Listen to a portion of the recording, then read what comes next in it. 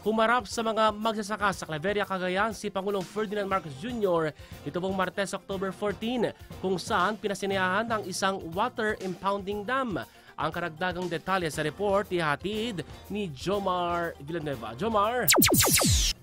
Ibinida ni Pangulong Ferdinand Marcos Jr. ang water impounding dam ng kanyang administrasyon sa mga magsasaka sa Claveria, Cagayan. Ayon sa Pangulo, inabot lang ng 14 na buwan ang pagpapatayo ng Union Water Impounding Dam. Makatutulong anya ang dam hindi lang sa kinakailangang irigasyon ng mga magsasaka dahil magsisilbi rin itong flood control.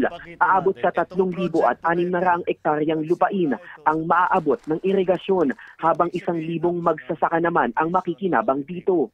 Ang Union Water Impounding Dam ay kabilang sa mga infrastruktura sa ilalim ng kalsada tungo sa patubigan program ng National Irrigation System at Department of Public Works and Highways. Lahat ito dahil maaari talagang gumawa ng flood control project na maganda, na effective, na mabilis, na nasa budget. Ang ating mga kababayan ay hindi na mag-aalala sa baha, hindi na mag-aalala sa supply ng pagkain, at hindi na mag-aalala sa mga darating na sakuna na mawawalan tayo ng makain, mawawalan tayo ng kahit na anong pangangailangan.